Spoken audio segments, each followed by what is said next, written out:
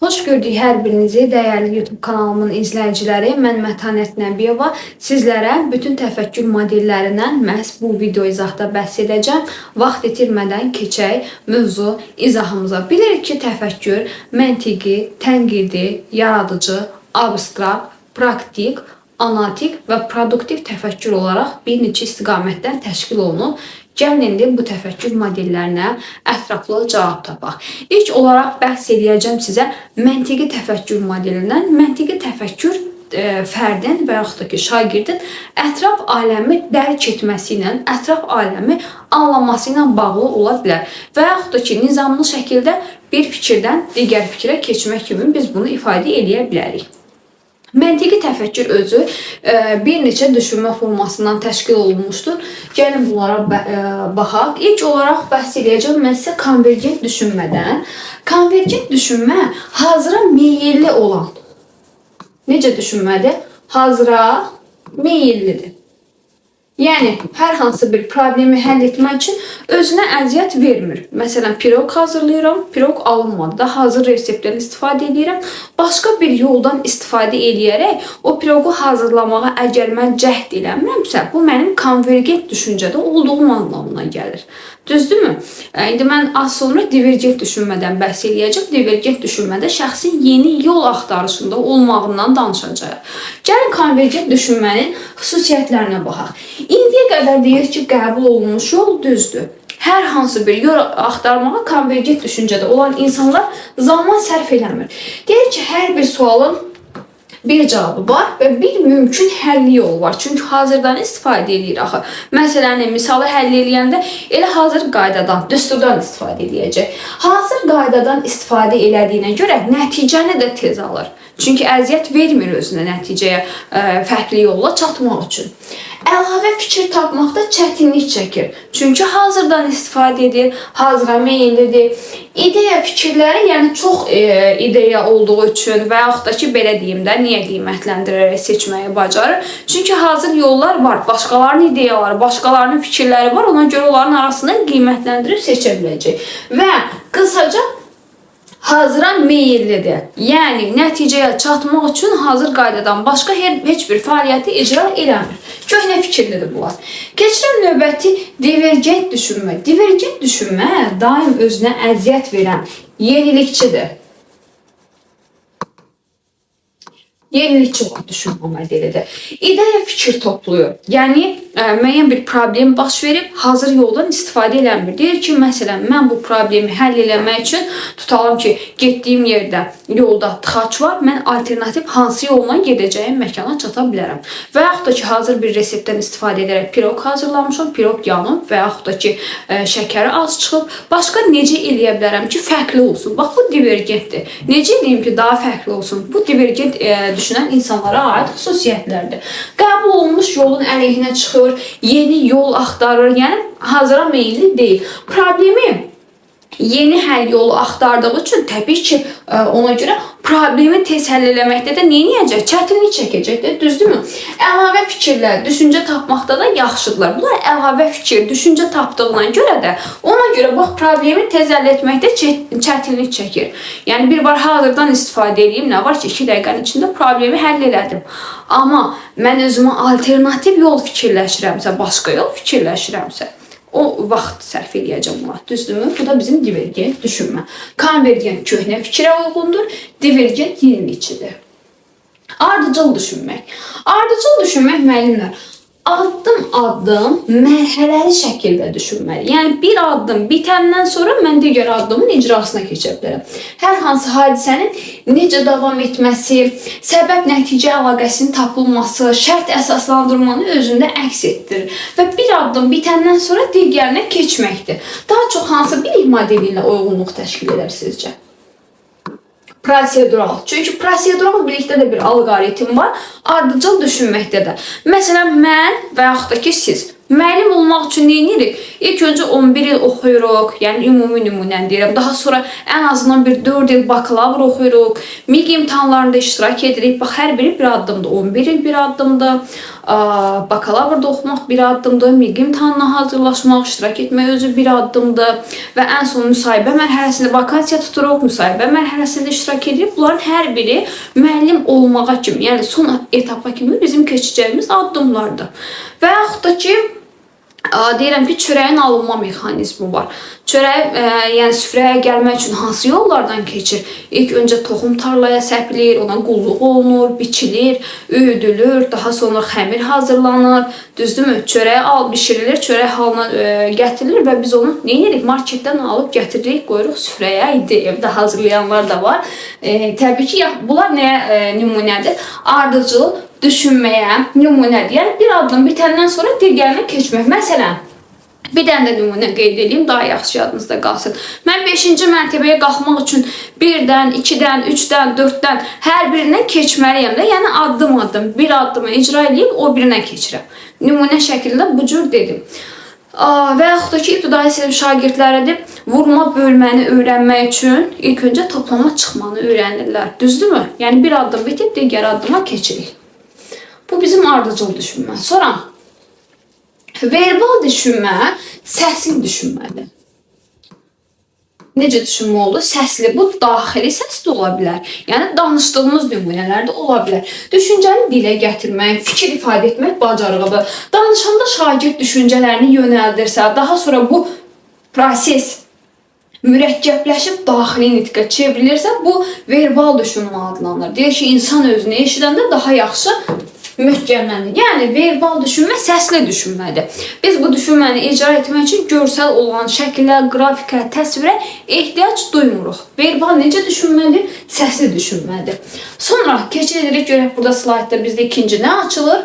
Qeyri-verbal. Qeyri-verbal artıq vizual.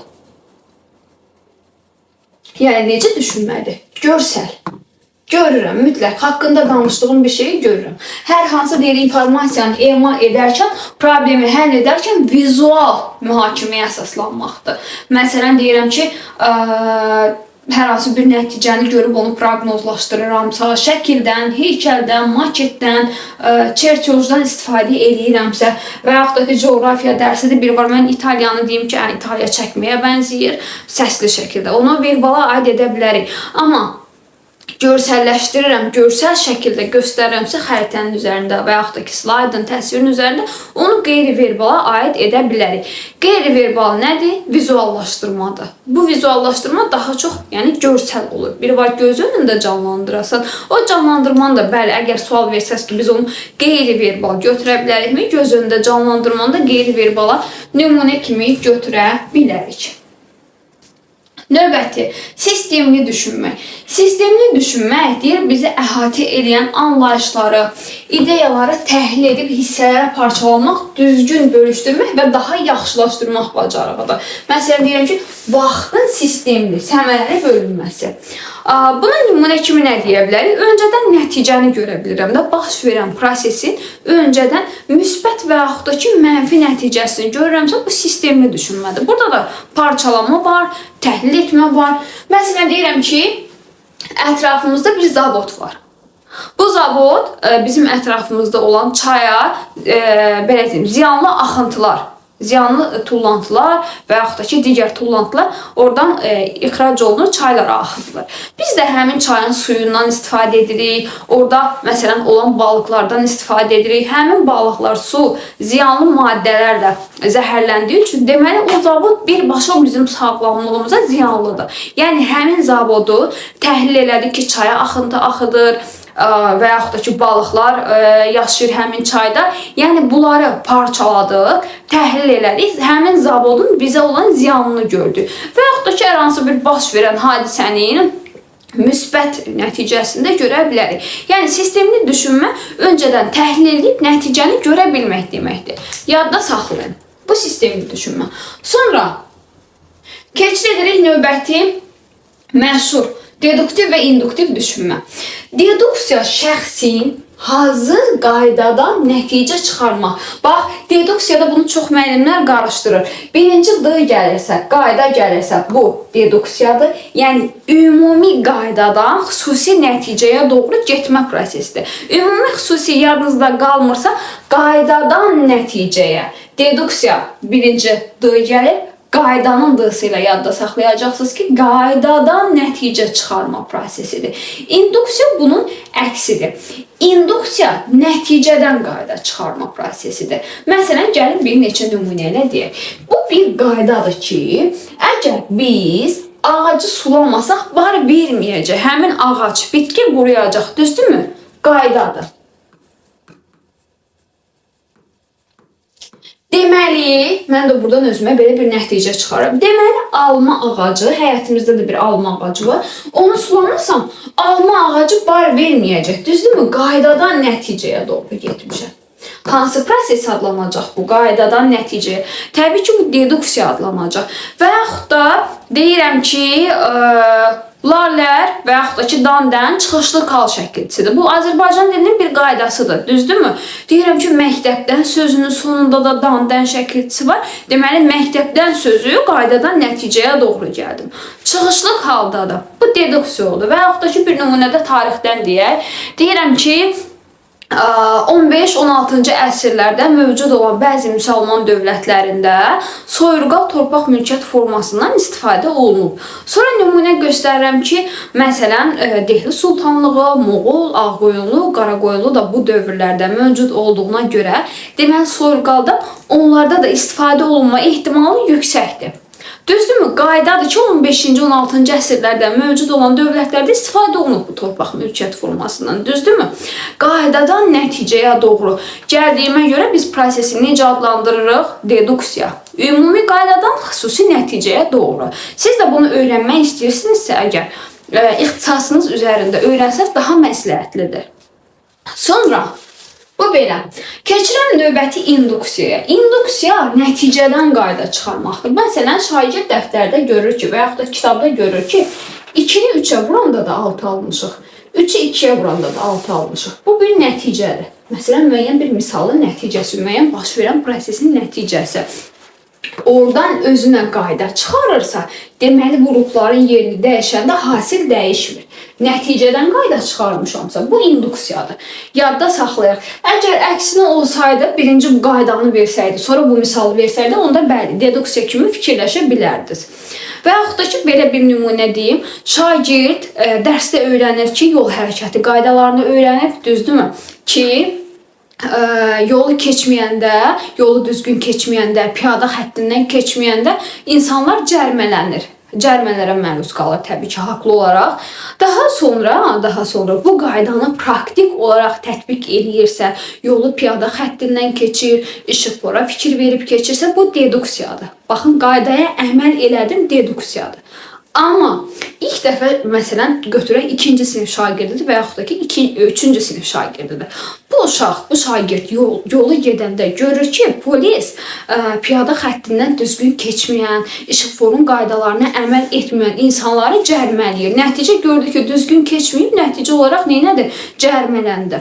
Və oradan özünə belə bir qayda çıxarır ki, həmin gördüyü, baş verən prosesdən özünə belə bir qayda çıxarır ki, deməli, yolu keçmək lazımdır. Necə? Qırmızı işıqda, əgər piyadayamsa və yaxud da ki, piyada xəttindən keçmək lazımdır. Hardan gəldi, yolu keçə bilmərəm. Baş verən bir nəticədən özünə qayda çıxarır. Bu prosesimizin adı necə adlandı?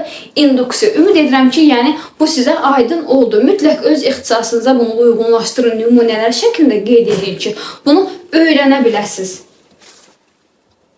Növbəti analogiyadan bəhs edirik. Analogiya eynilikdir. Hər hansı iki hadisəni, iki prosesi eyniləşdirir. Eynilik əsasından mühakimədir. Məsələn, buna necə nümunə deyə bilərik? Mən deyirəm ki, mən ingilis dilində öyrənirəm. Orada yəni hər hansı bir çətinlik çəkmirəm. Öz-özümə fikirləşirəm ki, alman dili də ingilis dilinə bənzəyir. Deməli, ingilis dilini öyrəndiyim qaydadan istifadə edərək alman dilində öyrənə bilərəm. Eyniləşdirdim. Və yaxud da deyirəm ki, mən pianoda ifa edə bilirəm. Qarmon da pianoya bənzəyən bir alətdir. Deməli, eyni qaydadan istifadə edərək mən qarmonda da ifa edə bilərəm. Və yaxud da ki, ingilis dilidir, orada gələcək zamandan bəhs eləmişik ki, 5-ci çalışmanı mən yazanda gələcək zaman feillərindən istifadə edərək çalışmanı yazdım. 6-cı çalışmamızda gələcək zamana uyğundur. Deməli, eyni qaydadan, eyni deməli, üsuldan istifadə edərək mən 6-cı çalışmanı da yaza bilərəm. Yəni, eyniləşdirir. Və yaxud da ki, Uşaq kinoya getmək istəyir, anasından icazə alır, anası icazə vermir. Burada nümunə kimi qeyd edirik. Və uşaq bu zaman anasına deyir ki, ana, Sabir də mənlə eyni yaşdadır, amma anası ona icazə vermir. Niyə sən mənə icazə ver? Yəni, eyni yaşda olmaqlarını artıq uşaq neyiniyib? Eyniləşdirib. Analogiya nəyə əsaslanan metoddur? Eyniliyə.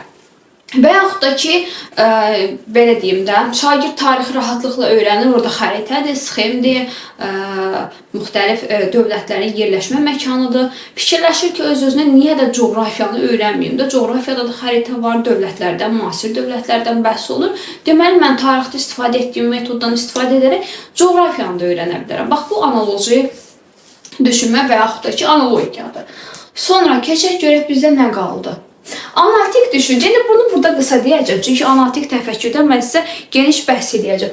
Analitik düşüncə müxtəlif məlumatları təhlil eləmək, hissələrə parçalamaqdır. Məsələn, deyirəm ki, bu il məhsul yaxşı olmayıb. O məhsul yaxşı olmayıbsa, mən artıq səbəbləri araşdırmağa başlayıram. Toxum mu yaxşı olmayıb, suvarma mı yaxşı olmayıb, yaxşı qulluq mu eləməmişəm və yaxud da ki, havanın şərtlərinə görə mi olub? Yəni, nə edirəm? Hər hansı məlumatı təhlil edirəm, hissələrə parçalayıram. Sonra analitik düşüncə haqqında geniş danışacağım. Məntiq xətaları. Bizim 7 məntiq xətamız var. Adətən məntiq xətaları 2 halda baş verir. Birinci, nəticəyə gələndə fikirlər arasında əlaqəni yanlış yaratmışamsa. İkinci, argumentim zəifdir və o zəif argumentdən də yanlış nəticə çıxarmışam. Bunlar çox asandır. Yəni, düşünmürəm ki, kimsə bu məntiq xətalarında çətinlik çəksin. Birinci, həddən artıq ümumiləşdirməli. Bir şeyin hər kəsə aid edilməsi. Müsbət ola bilər, mənfi ola bilər. Biz buna mənfi nümunədə deməli, qurunun oduna yaşın da yandırılması deyirik. Məsələn, mən 7A sinifinə girmişəm, dərs keçmişəm, görürəm ki, orada bir 4-5 nəfər şagirdim passivdir də. Deyirəm ki, 7A sinifi passivdir. O 4-5 nəfərə görə digər yaxşı oxuyanları da mən neyinirəm? Passivlər sırasına daxil edirəm. Və yaxud da ki, deyirəm ki, bir kuryerdən sifariş vermişəm və yaxud da ki, hər hansı bir restorandan, o restorandan mənə sifariş tez çatdırılır. Fikirləşirəm ki, deməli, bütün restoranlar, bütün kuryer şirkətləri çatdırmanı tez eləyir. Düzdürmü? Bu artıq həddən artıq ümumiləşdirmədir. Bu belə. İkinci, özünü bənzətmək, özünü bir nəfərə bənzətməkdir. Özünü sanki bir ideal kimi seçirsən, sevdiyin bir aktrisa, aktyor ola bilər və yaxud da ki, şagirdlər daha çox özlərinin müəllimlərinə bənzətməyə çalışırlar və yaxud da ki, öz sinif yoldaşlarına bənzətməyə çalışırlar, valideynə bənzətməyə çalışırlar. Deyir ki, məsələn, şagird öz müəlliməsinin saç düzümü kimi bir saç düzümündən istifadə edir və yaxud da ki, sevimli aktrisasının istifadə etdiyi məhsullardan, şampundan istifadə edir, özünü ona bənzətməyə çalışır. Özünü bir nəfərə bənzətməkdir. Cəmiyyət tərəfindən qəbul edilmə bu ikinci adla populum da adlanır. Özünü çoxluğa bənzətməkdir. Yəni, sanki özünü çoxluğa qəbul elətdirmək kimi başa düşə bilərik. Cəmiyyətimizin bəlası iPhone modelindən deyəcəm. Yəni, qonşu məsələn iPhone alıb, sinifimizdə və yaxud da ki, qrupumuzda hamı gedib iPhone 17 alıb. Neyini? Borc xərc, mən də gedib iPhone almalıyam. Bax, bu özünü cəmiyyətə bənzətməkdir. Cəmiyyət tərəf, sanki özünü cəmiyyətə sübut eləmək istəyirsən ki, mən də sizin bir parçanızam. Və yaxud da ki, sinifdə hamı qırmızı rəngdə bir kitab alıb, geyim alıb, köynək alıb. Mən də gedib qaçıb ondan alıram ki, məndə də var qırmızı rəngdə geyim. Deməli, özünü bənzətmək, özünü bir nəfərə bənzətməkdirsə, cəmiyyət tərəfindən qəbul edilmə özünü çoxluğa, topluma bənzətməkdir. Şəxsi qərəzli ikinci adlar homonim də adlanır. Bu nə deməkdir, müəllimlər? Yəni, ola bilər ki, mənim münasibətimin yaxşı olmadığı bir şəxs var. O şəxs deyir ki, heyvanları qorumaq lazımdır, küçə heyvanlarını qorumaq lazımdır. Mən də fikirləşirəm, mən onun münasibətim yaxşı deyil. Onun ona görə dediyi fikir də düzgün olmaz. Yəni, qərəzli yanaşır. Məsələn, mən onun ideyasına fikir bildirməliyəm. Şəxsinə deyil. Sonra, boş adam məntiq xətası, bu boş-boş danışan adamdır. Necə boş-boş danışan adamdır? Məsələn, mənim dediyim əsas argument qalır kənarda, məsələnin mahiyyətini tamamilə elə bir ki, 360 dərəcə kameranı çevirir. Bu nə deməkdir? Məsələn, deyirəm ki, uşaqlar yaxşı nəticə qazanmaq üçün mütləq gündəlik 4-5 saat dərs oxumaq lazımdır. Qarşı tərəfdən də mühakimə gəlir ki, müəllim, siz demək istəyirsiniz, biz oxumuruq. Mən nə dedim? Dedim ki, yaxşı nəticə qazanmaq istəyirsinizsə, mütləq şəkildə gündəlik 4-5 saat çalışmaq lazım. Mən sənin oxumadığını demədim. Sənə düzgün istiqamət istiqamət göstərdim. Və yaxud da ki, deyirəm ki, əgər ətrafımızın çirkli tullantılardan azad edilməyini istəyirsə, mütləq bunlara nəzarət etməliyik. Qarşı tərəfdən də mühakimə gəlir ki, demək istəyirsən, mən ətrafı zibilləyirəm. Heç əslində mən burada tamamilə fərqli bir fikir fərqləndirmişdim. Qarşı tərəf bunu boşadan məntiq xətasına çevirib. Sonra çox mənalı danışmaq iki başlı danışmaqdır. Yəni mənim dediyim fikri inkar etmək istəyir. Deyirəm ki, müəllimlər, əgər MİQ imtahanlarında uğur qazanmaq istəyirsinizsə, mütləq şəkildə müəyyən müddətdə sosial şəbəkələrdən uzaq durmaq lazımdır. Qarşı tərəfdən də belə bir mühakimə gəlir ki, yox müəllim, biz sosial şəbəkələrdən istifadə eləmirik. Sadəcə orada şəkillərə baxırıq, məlumatlara baxırıq, yorum yazırıq. Yəni mahiyyət etibarilə nə edirsən? İstifadə eləyirsən də, sanki özünü təmizə çıxarmaq istəyir. Amma dediyi fikir, belə deyim də, özlü müdafiəni etibar eləmir. Özünü müdafiəni genişləndirmir və yaxud da ki, özünü müdafiə etmir. İki başlı danışmaqdır. Fikrimi belə salım ki, iki başlı danışmaqdır. Sonra, sirkulyar arqument. Sirkulyar arqument bizim dediyimizi təsdiq eləmək istəyir. Amma mahiyyət etibarilə təkrarladığı üçün, məsələn deyirəm ki, imtahanlarda uğur qazanmaq üçün mütləq geniş şəkildə, geniş tərkibli çalışmaq lazımdır. Qarşı tərəfdə bunu olduğu kimi təkrarlayırsa və yaxud da ki, bu fikrə yaxın şəkildə təkrarlayırsa, bizim dediyimizi təkrarlayır və orada bir məntiq xətası yaranır. Sanki bir, nə deyirlər o quşa, tutuquşu effekti yaranır. Düzdürmü? Yəni, sirkulyar arqument məntiq xətası baş verir. Çox mənalı danışmaq bizim dediyimizi inkar etməyə yönəlibsə, sirkulyar arqumentdə təsdiq var. Deməli, keçirik növbəti tənqidi təfəkkür modelinə. Tənqidi təfəkkür, ümumiyyətlə, bu tənqid sözü kritikos sözündən yaradılıb, mənası mühakimə edə bilmək mənasını verir. Tənqid etmək, ümumiyyətlə, ancaq mənfi tərəfləri deməkdən ibarət deyil. Tənqid əslində şəxsin inkişafa yönəlik olmasını, inkişaf etməsini istiqamətləndirən, inkişaf etməsinə aparan amillərdən biri olmalıdır. Yəni, mən hər hansı bir əsəri və yaxud da ki, hər hansı bir video izaha baxmışam, durub xoşum gəlmir, sadəcə ağlıma gələni deyim və yaxud da ki, təhqir edeyim, bəzən belə bir şeylər olur. Amma tənqid etmək üçün əlimdə mənim kifayət qədər arqumentim olmalıdır. Əgər arqumentim yoxdursa, dəlilim, sübutum yoxdursa, mən kimisə tənqid edə bilmərəm. Tənqidi düşüncəyə malik olan insanın xüsusiyyətləri. Birinci, bir neçəsini qeyd edəcəm. İdeya və fikirlər arasındakı məntiqi əlaqəni. Yəni, ideyam nədir? Hansı fikirlə ifadə etmişəmsə, onların arasındakı məntiqi əlaqəni anlayır. İkinci,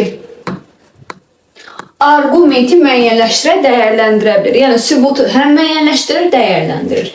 Fikirlərini dəqiq və rabitəli, əlaqəli şəkildə ifadə edə bilir. Qazanmaqla haqlı olmaq arasındakı fərqi görə bilir.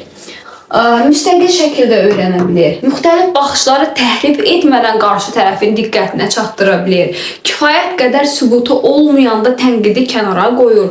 Bəzən özünün də haqsız ola biləcəyini qəbul edir. Bu tənqidi düşüncəyə malik olan insanın xüsusiyyətləridir.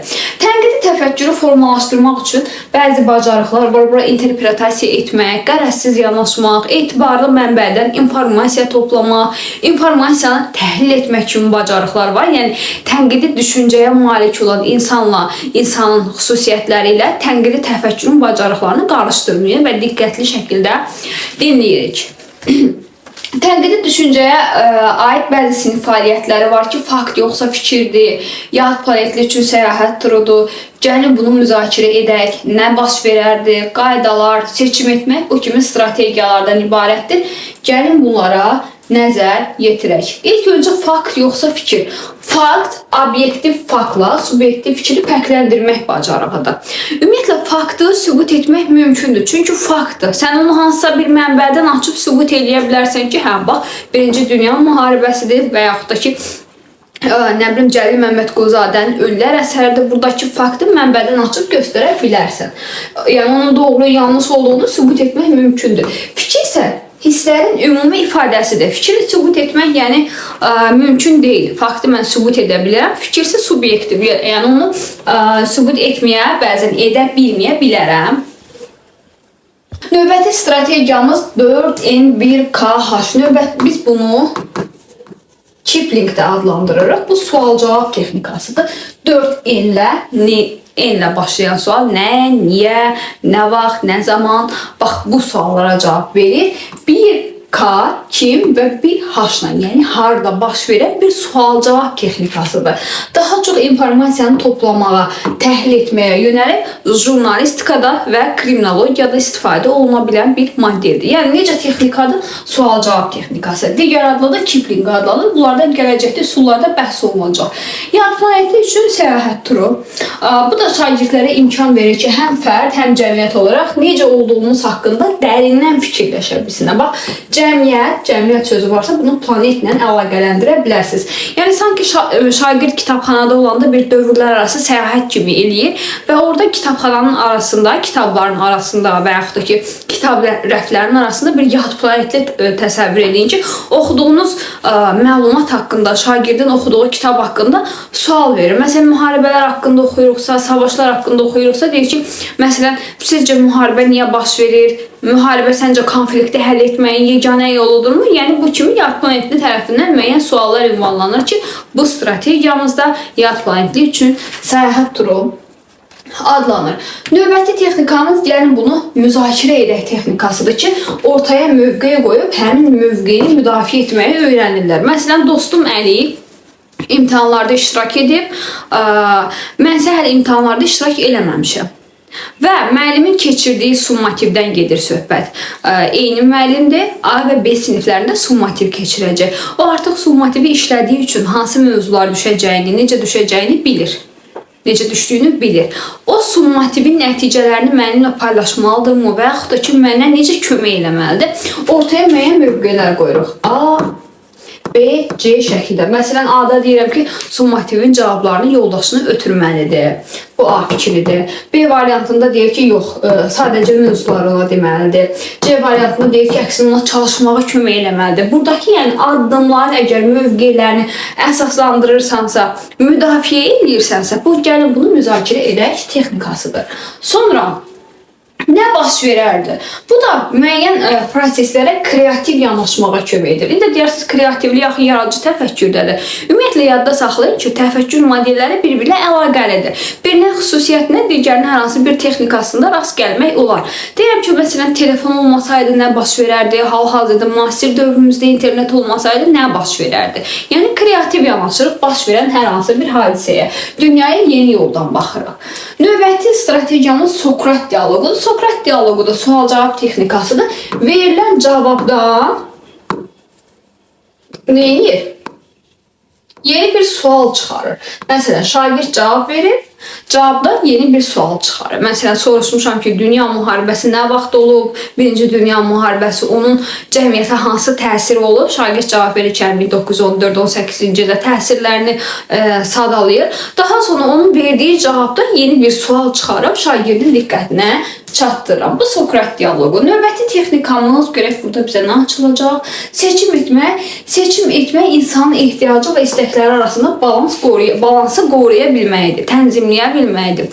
Məsələn, götürək internetdən istifadə. Bizim ehtiyacımızdır, yoxsa istəyimiz. Əgər sən internetdən səmərəsiz istifadə edəsən, sosial şəbəkələrdə vaxt öldürürsənsə, deməli, bu sənin istəyindir. Amma video dərslərə baxırsansa, testləri işləyirsənsə, YouTube-da dərs videolarını izləyirsənsə, bu deməli ehtiyacdır. Yəni, ehtiyacla istək arasındakı balansı tənzimləmək, seçim etmək strategiyasıdır. Növbəti qaydalar da bilir ki, biz istiqamət verir, asayişi təmin edir, sinif daxili qaydalar ola bilər və yaxud da ki, marketdə müəyyən qaydalar ola bilər.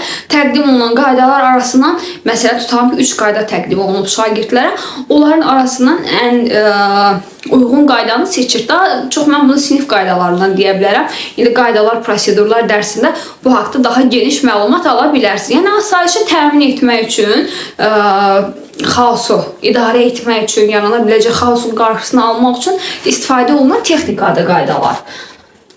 Bax, sonra görək bizə nə açılır. Aha, növbəti yaradıcı təfəkkür. Yaradıcı təfəkkür yeni yanaşma tələb edən təfəkkürdür.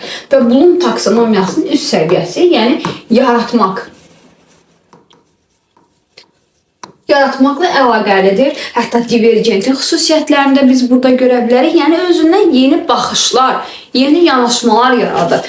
Gəlin görək yaradıcı təfəkkür hansı yollardan? Yaradıcı təfəkkür 4 istiqamətdən ibarətdir. Bunu biz qısaca olaraq SEMT abreviaturası kimi yadda saxlayırıq. Məsələn, 1. Sual vermək, əlaqənin yaradılması, müşahidə etmək, təcrübə. Bunların hər birinin hərflərindən qısaldaraq SEMT abreviaturası. İndi burada bir balaca ardıcıllıq pozulub, amma bu abreviatura ilə yadınızda saxlaya bilərsiniz. Əlaqənin yaradılması hər hansı bir iki əşyadan istifadə edərək üçüncünün meydana gəlməsi. Məsələn, nümunə var kitabımızda.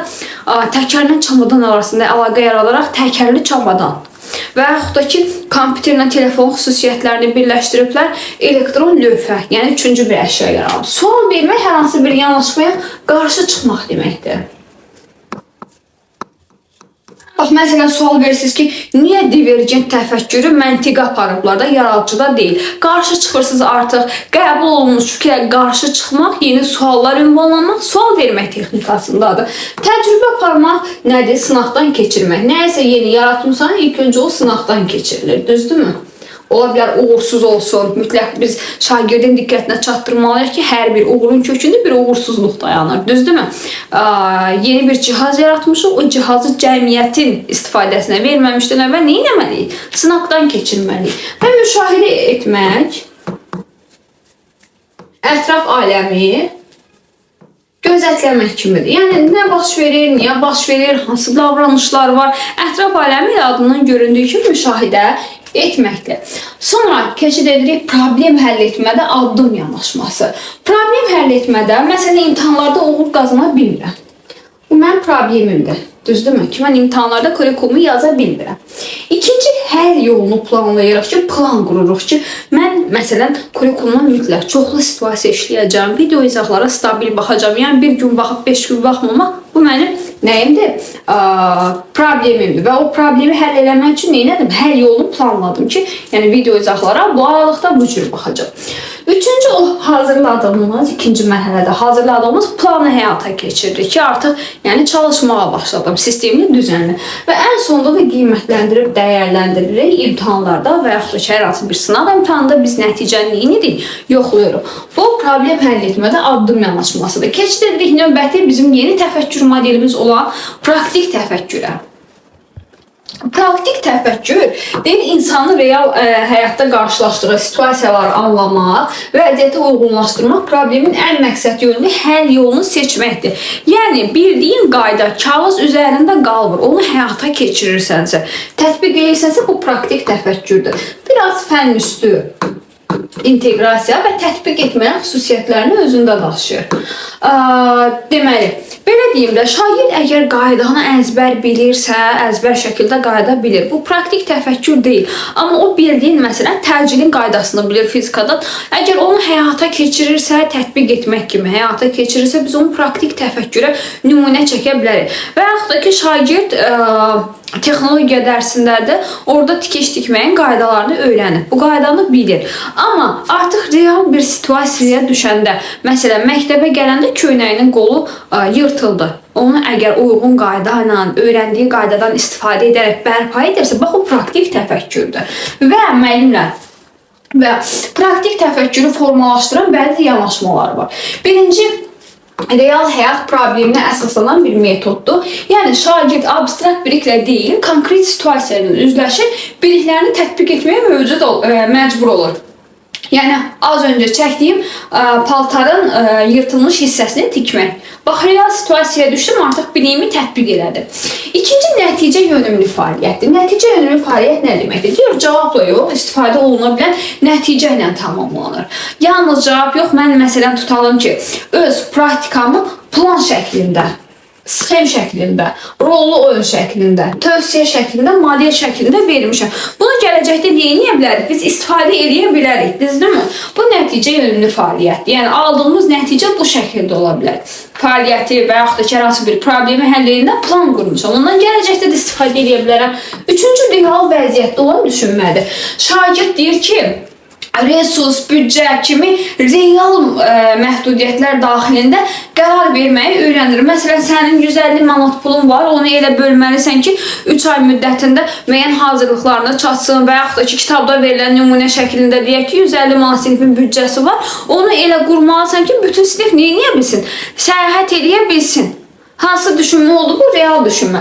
Və qərar qəbul etmək. Qərar qəbul etmək nədir? Bu da deyir ki, şagirdin bir çox yol içindən ən məqsədə uyğun olanını seçir. Məqsədə uyğun olanını seçəndən sonra artıq o əsaslandırır ki, hə, mən niyə bu yolu seçdim? Öz qərarını əsaslandırır. Bu da qərar vermə və əsaslandırmaya uyğundur. Sonra keçid edirik növbəti nəyə? Baxın, praktik təfəkkürə uyğun burada bir neçə nümunələr verilibdir. Məsələn, məktəbdə kitabxanadan az istifadə olunur. Bu problemi həll etmək üçün nə edirik? Siniflər üçün problem var. Həll etmək üçün maarifləndirici fəaliyyət planı hazırlayaraq, praktik olaraq hazırladıq. Praktik olaraq həyata keçirilir. Məsələn, ekskursiya üçün 120 manat büdcə var. Həm nəqliyyatı nəzərə alınmalısan, həm qidalanmanı nəzərə alınmalısan və plan hazırlayırsan ki, bütün şagirdlər gedə bilsin. Düzdürmü? Nəticəli fəaliyyət. Sonra, üçüncü nümunədə nə deyir? Deyir, sinifdə səs çox yayılıb, səsi azaltmaq üçün 2 praktik təklif ver. Təklif verəndən sonra da hansının effektiv olduğunu əsaslandırırsan ki, hə, bu təklifdən nəyə görə mən birincini seçdim. Sonra, bir günlük sağlam qidalanma ilə bağlı menyu hazırla və seçimini əsaslandır. Əsaslandırırsan ki, niyə mən məsələn menyuya bu məlumatları, bu yeməkləri, bu qidaları daxil edim. Seçimini əsaslandırırsan və s. Bunlar hamısı hansı təfəkkür modelinə aiddir müəllimlər? Praktik. Yəni, praktik təfəkkür icra ilə bağlı olan təfəkkürdür. Nə ilə bağlıdır? İcra ilə.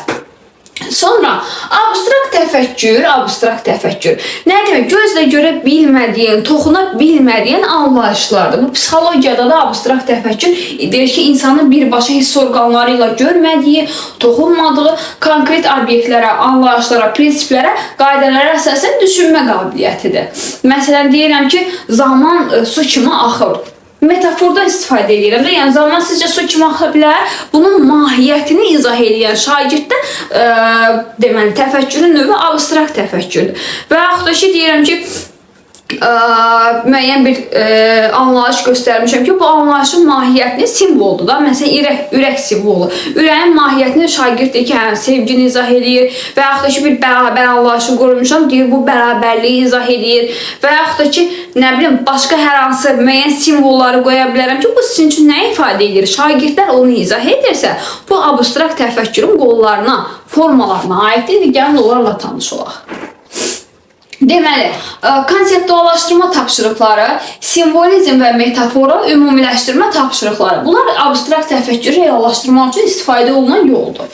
Konseptuallaşdırma tapşırığı mahiyyətini və arxasında dayanan əsas ideyanı dərk etmək. Konseptual birlikdə biz necə demişdik? Dərk etmək, başa düşmək, mahiyyətinə varmaq. Bax, eyni şeydir. Məsələn, mən şagirdlərə fizikadan təcili keçirəm. Şagird bunun mahiyyətini anlamalıdır. Elektrik dövriyyəsini keçirəm. Elektrik dövriyyəsinin mahiyyətini anlamalıdır. Yəni, bir var mövzuna əzbər, hə, kör-kürani əzbər danışdım, misalını, məsələni yazdım, hə, oldu, bitdi, öyrəndim, çıxdı, getdi, yox.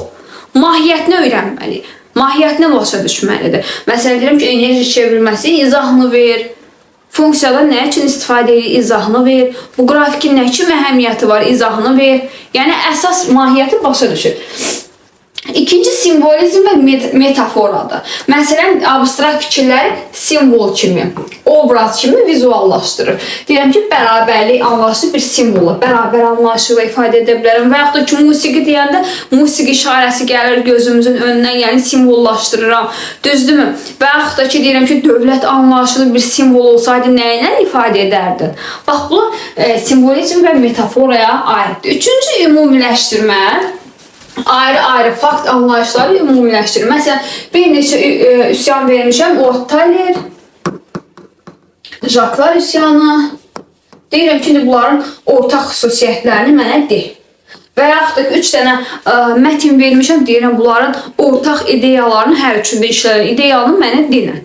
Və yaxud da ki 2 dənə qayda vermişəm, deyirəm bunun ortaq xüsusiyyətini mənə deyə. Bax, ümumiləşdirirsən. Sanki konseptualın xüsusiyyətləri daşınır burada. Və yaxud da ki, indi simvolizm metaforada yolda gedəndə biz məsələn benzin işarəsi görürük ki, yəni bilirik yanacaq doldurma məntəqəsi yaxındadır. Və yaxud da ki, bir çəngəl bıçaq işarəsi görürük, bilirik yaxınlıqda restoran var, düzdürmü? Bir malqara deyirlər, o şəklini görüb bilirik ki, burada malqara keçə bilər. Yəni bunlar da nəyə aiddir? Simvolizm hissəsinə aiddir. Ümid edirəm, qısa da olsa başa düşdünüz. Növbəti bizim təfəkkür modelimiz analitik təfəkkür modelidir. Analitik təfəkkür modeli məlumatı hissələrə bölüb parçalayırsan, o hissələr arasındakı əlaqəni qiymətləndirib qərar çıxarırsan. İndi gəlin bundan tanış olaq. Bayaq demişdim, indi yenə deyəcəm. Bu əsasən 5 hissədən təşkil olunur. Birinci hissəyə ayırırsan, məsələn, müəyyən bir problem var. Problemi kiçik hissələrə ayırıb onu həll etməyə çalışırsan. Məsələn, bu il məhsuldarlıq aşağı olub. Ayrı-ayrı araşdırırsan toxumu, gübrəni, əkdiyin sahəni hissələrə bölüb problemi həll etməyə çalışırsan. İkinci müqayisə, məsələn, keçən illə oxşar fərqli cəhətlərini müqayisə edirsən ki, keçən nə qədər məhsul almışdım, bu il nə qədər məhsul almışdım və hansı fəaliyyətləri icra eləmişdim. Nədir fərqli olan, nədir oxşar olan? Üçüncü səbəb-nəticə əlaqəsi. Artıq səbəb-nəticə əlaqəsi, sən deyirsən ki, mən fərqli gübrədən istifadə eləmişdim.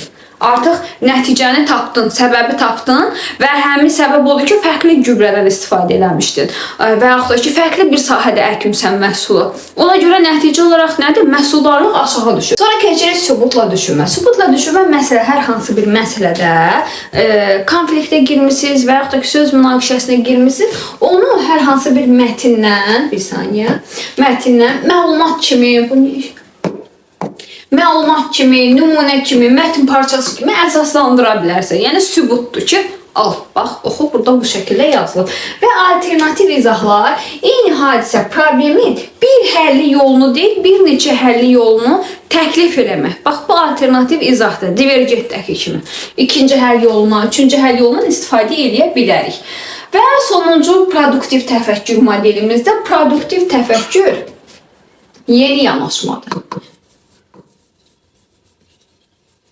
Burada da divergent xüsusiyyətlərini görə bilərsiniz. Yenidən təşkil.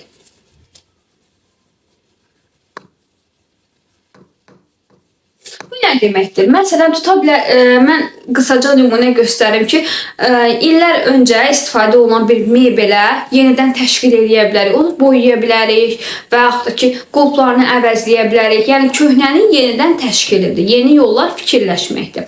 Bunun digər yanaşması var, reproduktiv. Reproduktiv təkrar etməkdir.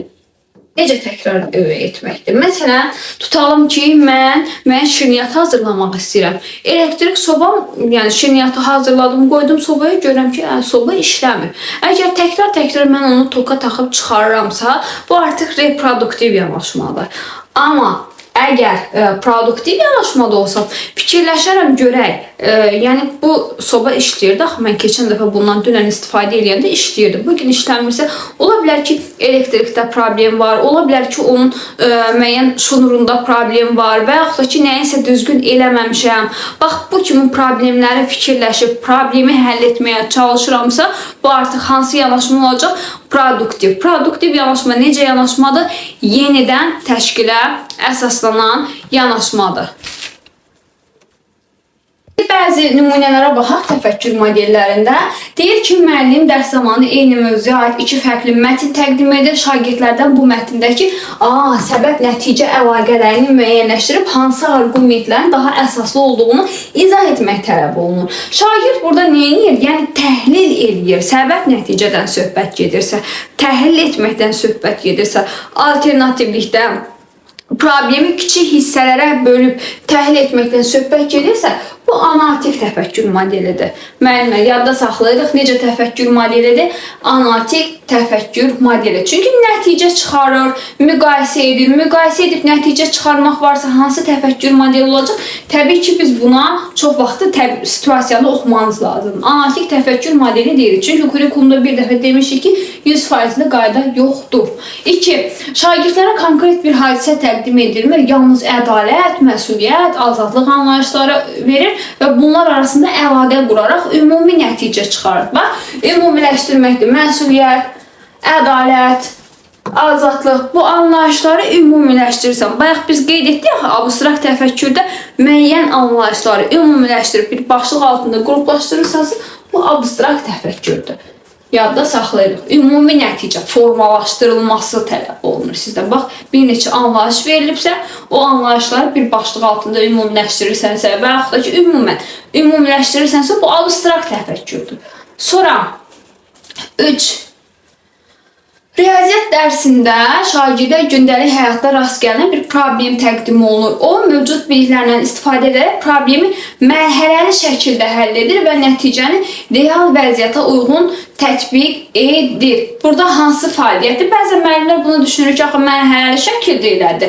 Əgər mərhələli şəkildə həll edir, oradan bitsəydə düzdür. Biz ona analitik kimi yanaşa bilərdik. Amma nəticəni real vəziyyətə uyğun, real məqsədə uyğun, reallığa uyğun, real düşünüb həll edirəmsə, bu praktik. Yəni, real düşünüb həll eləmək, real vəziyyətə uyğunlaşdırmaq bərabərdir praktik təfəkkür. Sual 4. Şagird mövcud biliklərdən istifadə edərək tamamilə yeni yanaşma irəli sürür. Dərsdə verilməyən fərqli həll yolu təklif edir, ideya formalaşır. Biz qeyd eləmişdik ki, yenidən təşkil, yenidən həll yolu irəli sürmək hansı təfəkkür modeli idi? Təbii ki, biz burada produktiv təfəkkürün xüsusiyyətlərini müşahidə edirik. Çünki yeni həll yolu irəli sürür, fərqli bir yanaşma irəli sürür, yenidən təşkil irəli sürür, bərabərdir produktiv təfəkkür. Və müəllimlər, sonuncu yanaşmamız tarix dərsində müəllim şagirddən dərsin müvafiq hissəsində verilən məlumatları olduğu kimi danışır. Heç bir şərtdə müqayisə aparmadan danışırsa, təbii ki, hazırdan istifadə edir. Özündən yeni əlavə etmirsə, hazır yanaşmadan istifadə edirsə, bu reproduktiv yanaşmadır.